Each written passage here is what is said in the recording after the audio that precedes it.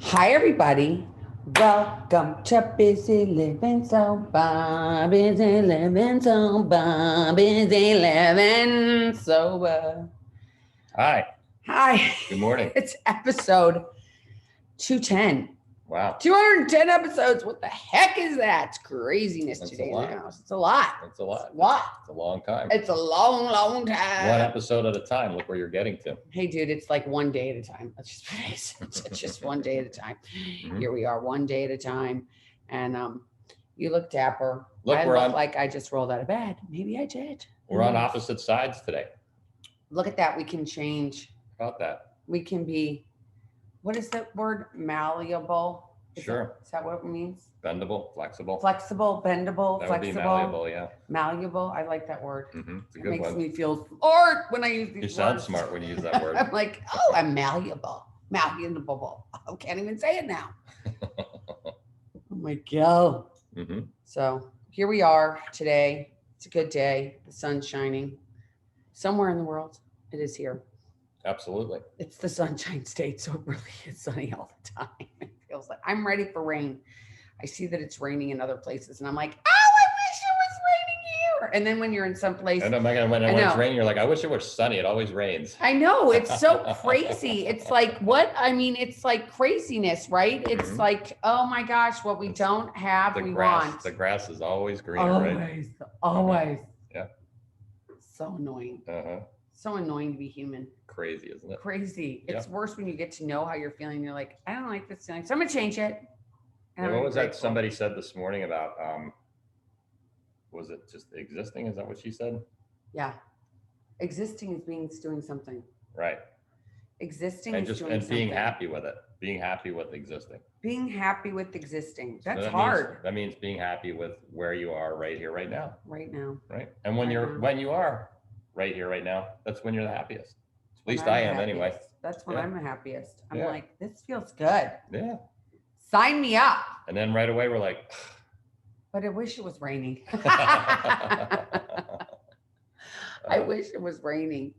It's so we're on part 2 of step 3, and I'm going to say this just from the get-go. I could say that step 3 I could talk about for probably weeks, years.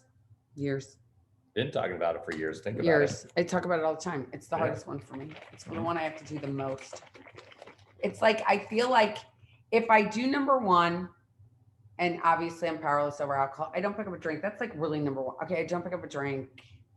Number 2 was kind of easy because I believed in God and I believed He could. Well, at first, once I was convinced that I was a nut job and that I'm crazy, it. hmm that was good. And then realizing that the 3 is the one that I have to work on each day. I don't work on. I haven't wanted to drink in a really long time. Thank you, God. If you're out there, pray for it. It happens. Yep, it does. Because just to share a little personal thing on one thing, that it's not about drinking, but it's about smoking, because smoking cigarettes is one of my huge vices. And I quit 6 days ago, but I think it's been 6 days. I don't even know how many days it's been. hmm Do you? No. Okay, I have no I don't idea. count your days. He doesn't count my days. I don't count my days.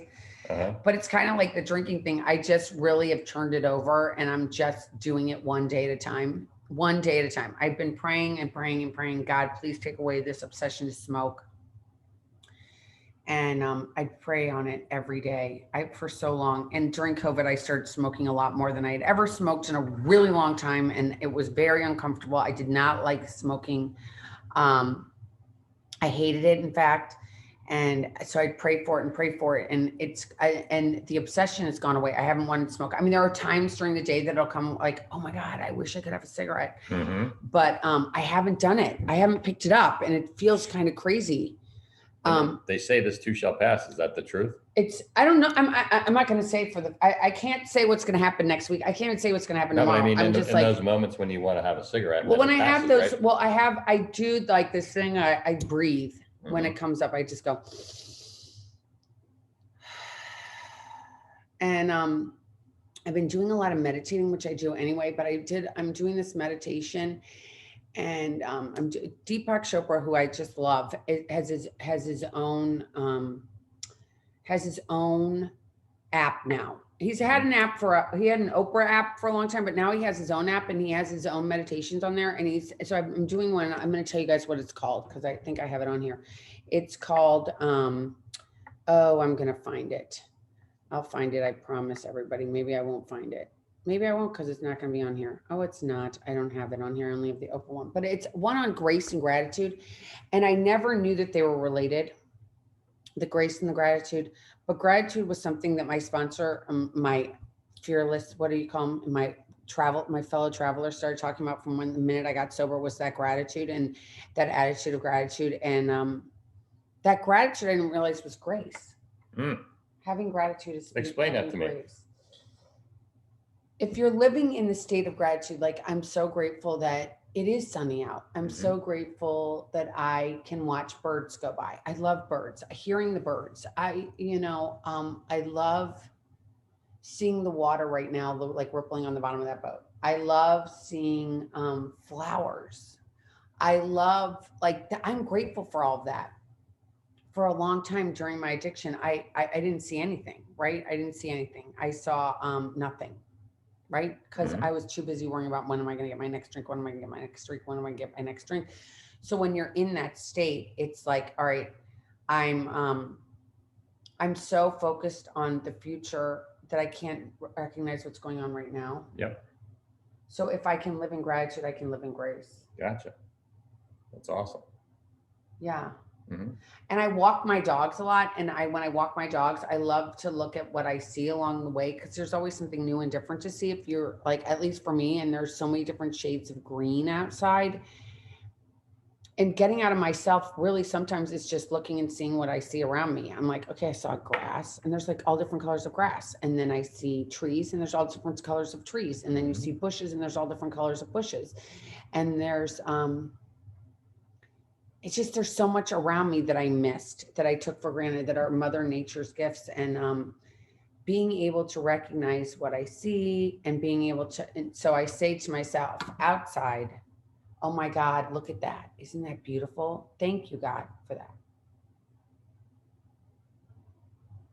It makes it an action. It does. Yeah. So what do you do? I have a question because it's sort of pertinent, I think, to our conversations on step 3. So what do you do when like God puts something in your life that you don't want, or a person that you don't like, or, and a situation that doesn't go the way you want it to go? Like, how do you handle that in terms of gratitude? I'm very curious in terms of gratitude. How do you handle that?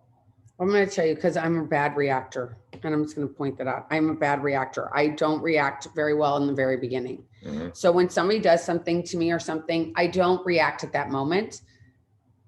I don't, unless it's really bad, or it has to do with my kids. If it has to do with my kids, I probably am flippant. Another big word, flippant, like that.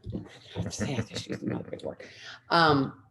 But my reactions, it's afterwards. And if something happens that I am not happy about, I'm a very big person that walks away. I walk away a lot. I walk away from relationships because if something happens that's just not kosher, which means it's not good. If you don't know what, if it's not, it doesn't sit well with me. If there's a person that has wronged me, I'm not going to give them 800 chances to wrong me again. I'm done. I'm done.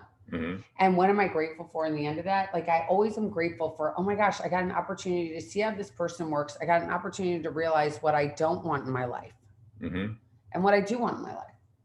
So that's where I get the gratitude, because I think that people come into our lives for reasons. They come in for a season and they leave for a reason. I feel like situations come, and if I can find one glimmer of hope, even in some of the shittiest relationships I've been in where I felt totally taken advantage of, I can in the end be like, well, I went and I tried something that I never would have tried. I had a relationship with a person that I never thought I would have a relationship with. And I had a relationship with them and a friendship with them, and it didn't work out. And that's okay. Mm-hmm. I like that. But the reality is that it's okay. And I don't need to, I don't have to character assassinate the other person as much as I have to realize, I don't want that in my life though. I don't want that in my life. I'm 52 now. I don't want that in my life. I don't want that in my life. And God's like, it's okay, Elizabeth. It's very interesting. There's this saying that my fellow traveler said to me, and I don't, most of my thoughts are not original. So I always have to put that out there. I don't have original thoughts all the time. So she said to me, I think it was her or somebody said to me, or I heard it or read about it or whatever, you know, when Jesus Christ was walking the earth, right? He went and he saw people and he would talk to them. And even if they didn't want to listen, he would give them a pearl of wisdom, Mm-hmm. right? And then he'd keep going and he would say, they don't have to take the pearl, but it's left there if they want it, Right.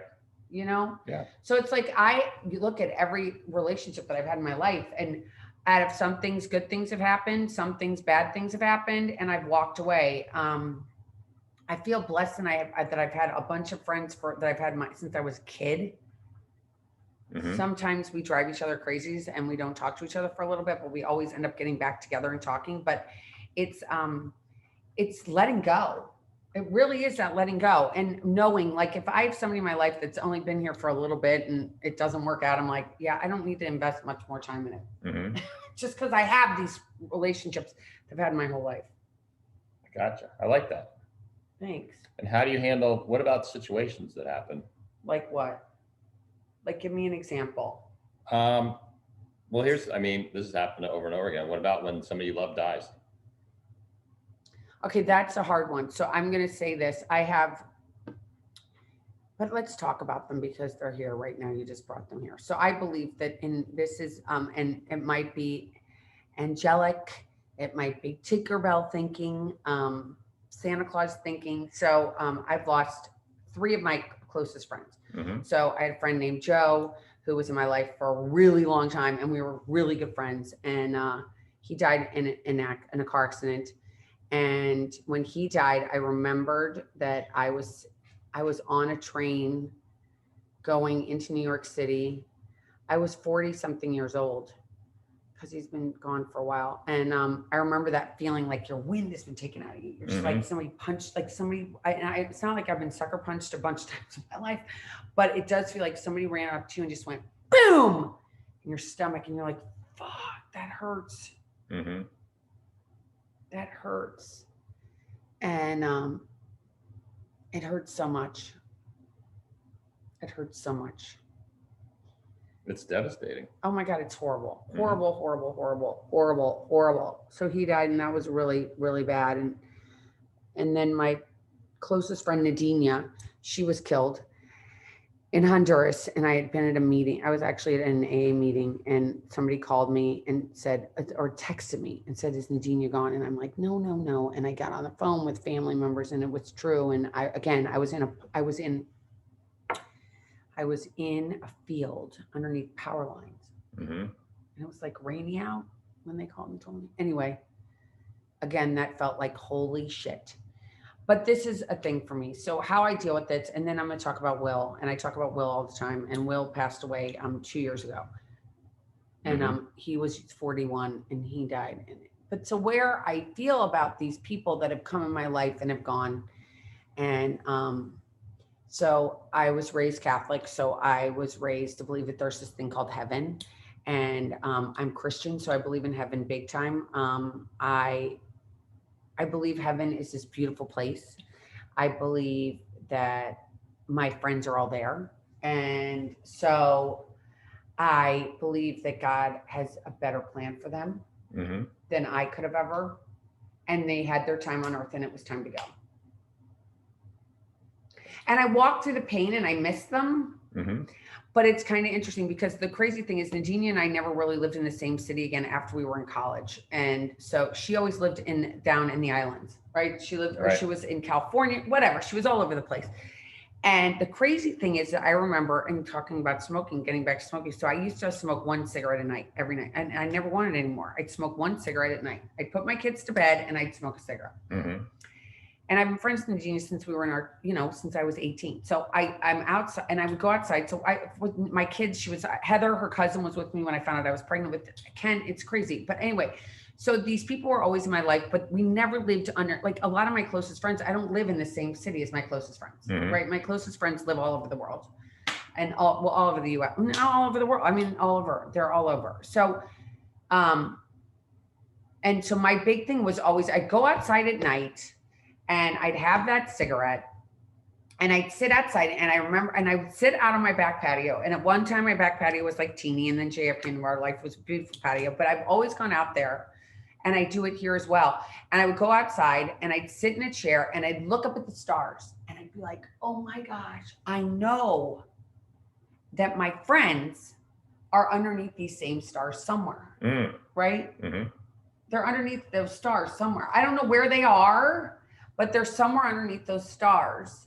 And we're all underneath this, and we all have the same moon, and we're all underneath here. And I would just send them love through the star. I would just say a little prayer, say, I'm sending you love through the stars. I would just say it underneath my breath. I've never told anybody that I do this. This is kind of weird that I'm admitting this. But I've always done that. That's really nice. It's really been, and so when they passed, God, I love them so much. I love them. They're with me at all times. Like I've heard people say that, you know, when somebody dies, they're dead as long as you don't talk about them. Like for me, I still have memories. I can hear them. I have voicemails from all these people. I don't have a voicemail, Joe, but I do have old photos and all that. And I do have voicemails from Nadine and from Will, and I have photos from them too. And it just, if they're in my heart and I think about them. So Naginia's a lot of times a ladybug and Will's a lot of times a butterfly. So they happen to fly around sometimes, especially when we live in the Sunshine State. So when I'm playing golf, they'll show up. I'll talk to them when I'm about to hit a golf ball. It is remarkable how they show up from time to time. They show up all the time, all the time in the craziest spots. But because I'm sober, I can notice that because I'm in the present moment and I'm looking around. I'm like, oh my gosh, there's a ladybug. There's Naginia. She just came and saw me again. But this is all, it just helps me. It helps me because life isn't easy and we're living through a pandemic. It sucks. It sucks. And there's a lot of fear. And then we've got this election going on, which is another thing, which is just ridiculous. But I did hear a good thing about that. I'm going to share this. I don't know if people agree with it, but I'm going to share it anyway. I have another friend that said to me, she goes, I believe that God, well, I know that what they say the Queen of England, right? The Queen of England was picked by God. That's why the Queen of England, if you don't know this, the Queen of England is in just the same position as bishops and like higher. Like she is just like the highest. It's her church, yeah. It's her church. She's the head of the Episcopal Church. It's her thing. And she was picked by God to have that role, right? And so this person said, why don't we think that God has a plan to who's going to be the president of the United States? I like that idea. So whatever's going to happen, God already has a plan. So if I trust in that, then it makes it so much easier. Like, okay. I mean, we have to vote and do what we think is going to happen. But whatever happens, no matter who it is that is chosen by the people, we respect and we love. So, and here's my question with all this. So these things happen, you find gratitude. And is your gratitude, do you think you find that because you are able to get to that place to say, like, God has a plan, I don't have the plan, and his plan is his plan, and it doesn't matter what I want, it only matters what he wants. So I can be grateful for whatever happens, you know, if I'm existing in if I'm truly turning my life and my will over to the care of God. Is that helpful? Is that how you kind of go about it? Was that like? Yeah, it's really hard though. It's really hard. This is hard. It's like takes work. And they say that getting sober is easy. It is easy, but, well, and this is work that means that I had to work. So I remember when I read, they'd be like, you have to turn your will and your life over to the care of God as you understand him. And I'd be like, you want me to turn my will over? Okay, my will. Now you want me to turn my kids? My kids were little. Kids were little. I was like, you want me to turn my kids over too? Oh my God. That was, that's been hard. That is hard. Was hard for me. It's hard to let go of control, right? Oh my God, of my kids for sure. Yeah. I mean, and people always say to me all the time, God, you're so lucky your kids have turned out the way they did. And I'm like, yeah, there wasn't much luck that had to do with it. I believe that children, like pets, like we all need to have our parameters, right? So when my kids were younger, it was always like we went to bed at the same time, we ate dinner at the same time. It was kind of like, it was very Forrest Gump-like in my life, right? It was very like we went to church every Sunday. We did the same things all the time. And I think that's called healthy boundaries, right? yeah, well, I had no healthy boundaries in relationships, but I had healthy boundaries with my kids and what they were doing all the time. Mhm. So we did that, and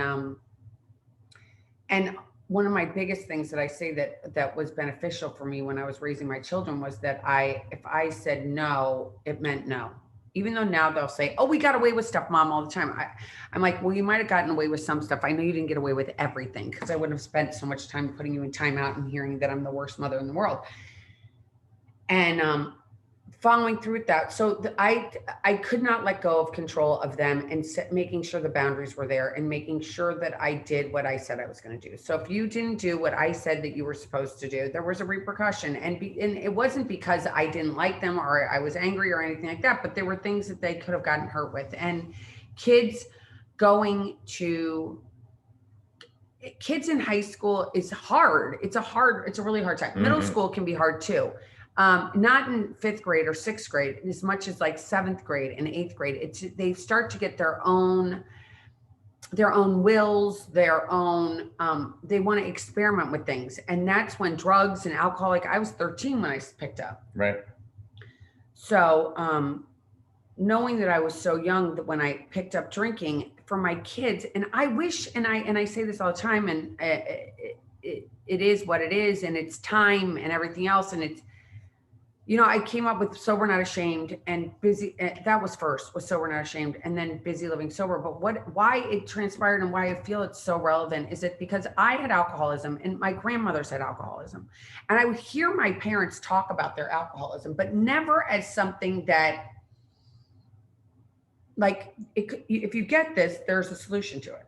It was like, no, it was like horrible. You're going to be stuck with this for the rest of your life. Now you're an alcoholic. You're a horrible person. It had such horrible connotations with it, right? So I wish I'd known that I could have caught this. Now, would it have had a different, I don't know if I would have had a different ending as it had and that I had to get sober, but being aware of it and realizing you could get help and you could change would have given me hope. I don't know. But with my kids, I never knew that I knew you were drunk.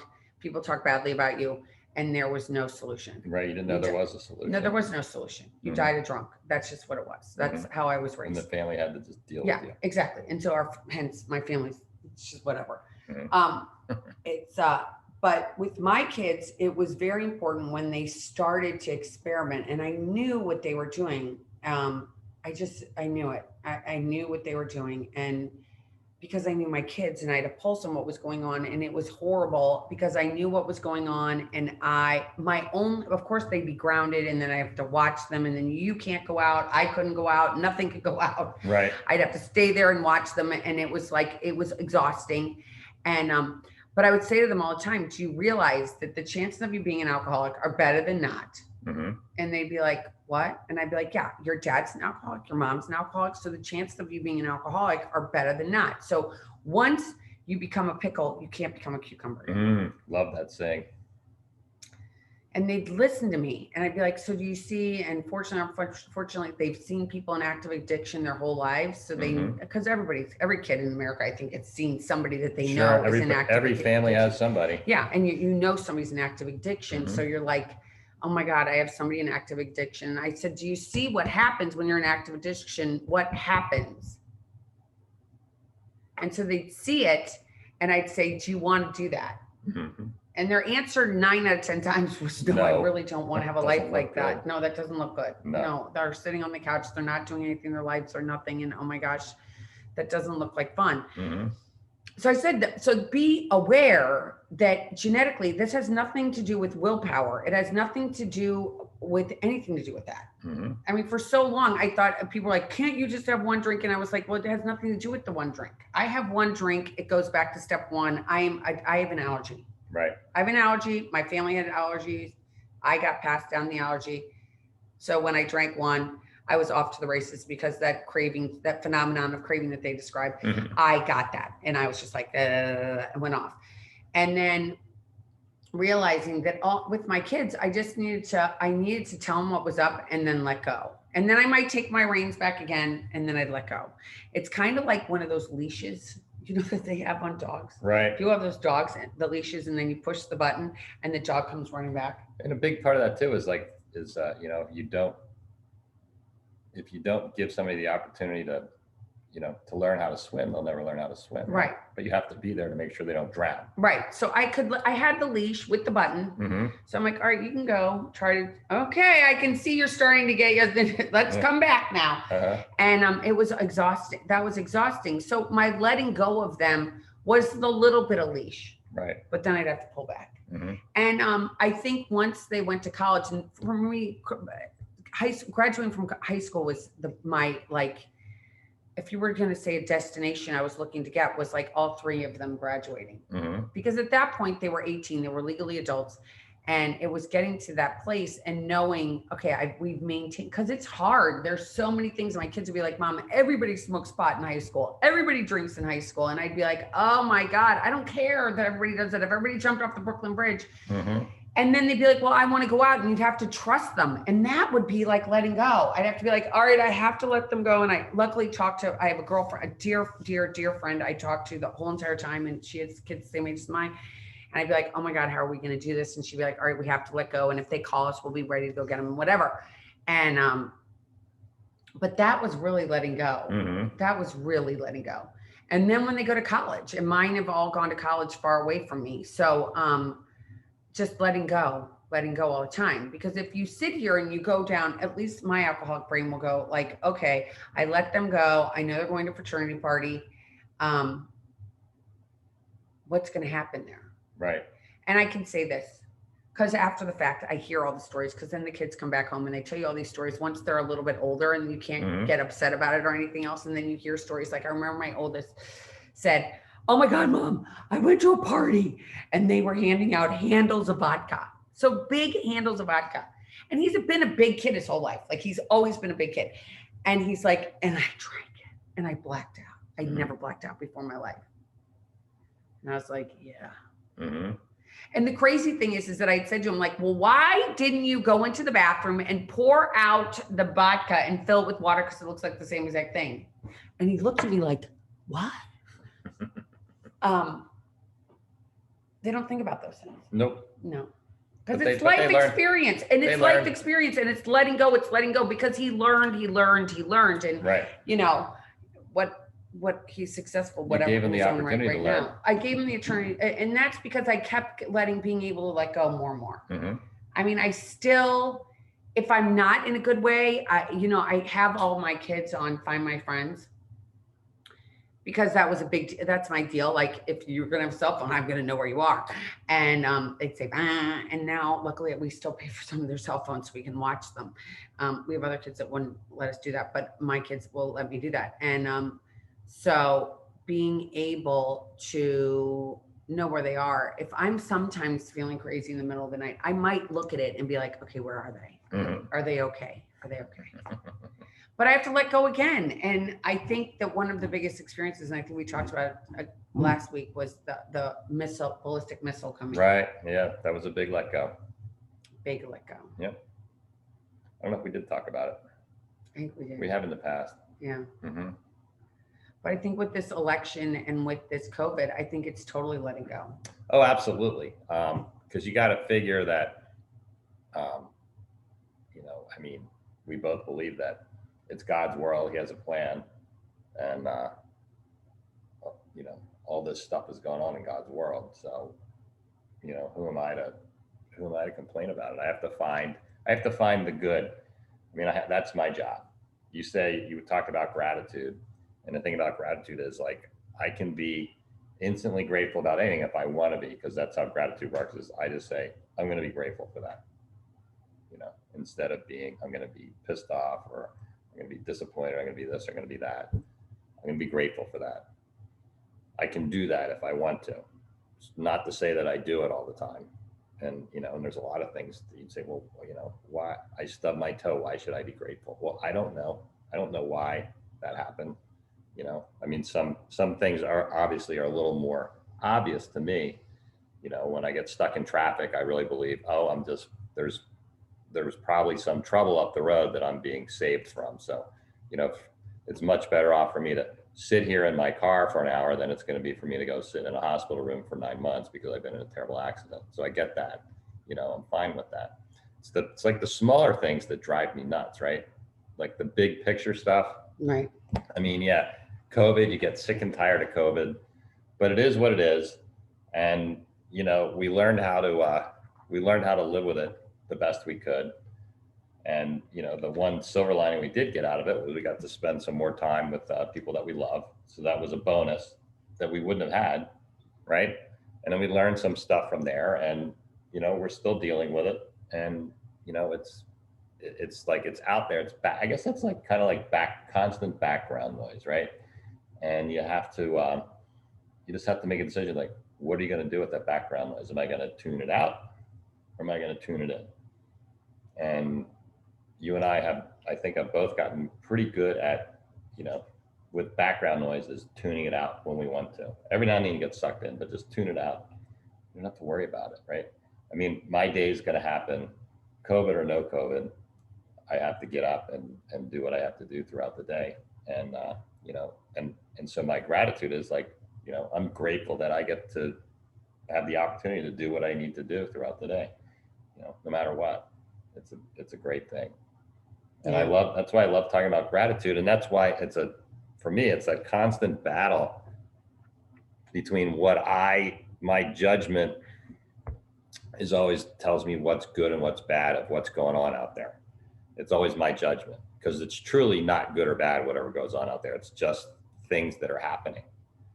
And my judgment it's not that great, because I'm not God. And I don't know why. Maybe this is happening now because something wonderful is going to happen in 5 minutes or 5,000 years. I have no idea, right? But if I can find any humility, not an easy task for people like me or like us, right? But if I can find any humility at all, I can just say, okay, this is going on, and I don't know why, and I don't need to know why, and I can just be grateful that I have, what I have. And let it be God's will. But it's a constant battle. Well, I'm going to just say, and not to interrupt. Did I interrupt? No, go ahead. Okay. So I'm going to say, what's going on in the world, and I'm just going to talk about, I haven't done this yet, and I'm not going to tell anybody my political views whatsoever from this, but I'm just going to tell you how I'm dealing with this. Because I have so many people that are like, I just watch the news. I watch the news. That's what I do, is watch the news. And I'm like, Jesus Christ, why do you watch the news so much? Not to take the Lord's name in vain, but why do you watch the news so much? Because I believe that, I'm sober. I've lived in hell. I know what it's like to wake up in the morning and go, I don't remember one thing I did last night. I don't know where my car is. I don't know what's going on. I have no idea. And that to me was hell on earth, That's right? terrible, like, yeah. I know it was horrible, and hating myself. Like, I did it again. I did it again. I did it again. I got myself in this situation. I don't remember what I did. I know I probably said a lot of things I shouldn't have said. And so that was hell. I feel like the way this world is today, it's like hell if you sit there and decide to watch all these bobbing heads go, and they're all negative, and they're all pulling you down, and they're all giving you their opinion on this one. Be scared about this one. Be scared about that one. Be scared about this. Be scared about that. You want to go jump on and you want to be scared, watch TV. Watch TV. Watch the news, because it's not the news. It's not Tom Brokaw that I grew up with. It's not that at all. It's not Barbara Walters. It's a bunch of big heads that just talk a bunch of bullshit. If you ask I'm sorry I said that word, BS. A bunch of BS. And I think that, like, COVID's happening in the entire world. There's so many heads of states that have had COVID. Like, nobody talks about that. They just talk about, it's just like fear. It's all fear, fear. So if I believe in my heart that God is going to figure out what's going to even happen with the presidency, I do believe that. If I believe that, then I can let go to not even have to watch the news. I don't know. I can watch the Weather Channel. I love watching the Weather Channel. The Weather Channel is where it's at. And there's something that we truly have no control over. We have no control over. And I sit here and I watch it, and I'm just like, okay, but I can watch the Weather Channel. I'm going to watch the Weather Channel, because at least it doesn't, I mean, maybe you get scared if there is a hurricane coming towards you, and I feel terrible for the people in Louisiana that just had one. Delta, I think it's called. Yeah, another one is terrible. Again, yeah. So terrible. But that's like real. I mean, this other stuff is just noise, and I just can't listen to it anymore. So I want to live in my little bliss. I've already been to hell. I'm sober today. I wanna I want to realize I'm powerless over all this stuff, Hmm.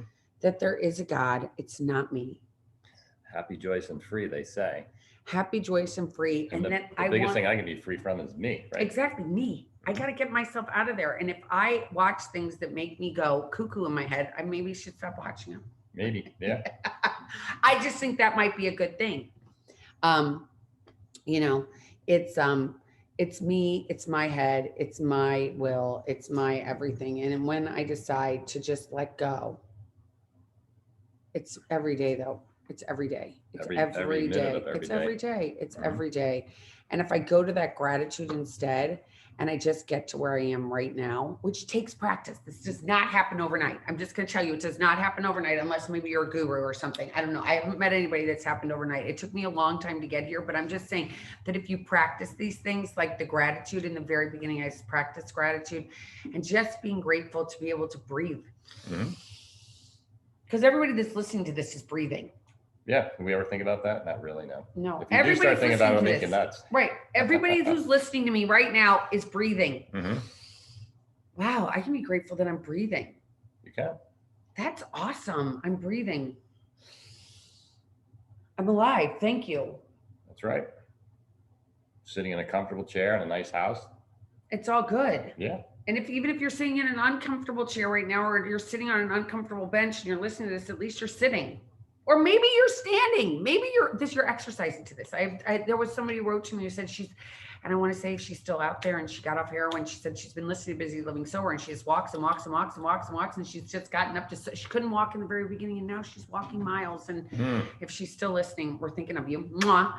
And we love getting letters, don't we? I Sure, love getting letters. absolutely. He doesn't really get them. I get them. She But, reads them to me, and I'm always moved and touched. Yeah, So keep them coming. Keep them coming right to us. Mhm. Right to us at Bizzy, Bizzy at busylivingsober.com. That's BUSY. And I think that felt good about the third step. I feel Yeah. good. Do you think we've covered it? I think we have. I think we've covered it. I know that there's probably way more questions, way more. We could go on and on and on. As I said, I could talk to you about this for years, which I have, I think, a lot on this podcast. So realize that I work on it every day. And if you have any questions, or you can relate, or comments, or anything, if you want to say, hey, what's up, Busy, and what's up, Jeff? Yeah. Please Send do. us a note. Tell us your experience. I promise you, I will write you back. I have to say that if you send me something on a social media platform, because I'm not on there a ton, it's best to email me, because I always look at my email. So again, you can follow me on those things. I do quotes every day, and I do silly things, but I definitely am not looking on there for notes all the time. So send me a note at Bizzy, BIZZY at busylivingsober.com. You got it. I'm going to send one right now. Okay. And if you're watching us on YouTube, maybe subscribe to our channel. And if you're listening to us on Spotify or on iTunes, subscribe there too. I think if you want to. Sure, please. If you want to, or you can even go to our website and sign up on there. I think it might give you updates. I'm not positive, but you can go to busylivingsober.com too, and you can subscribe.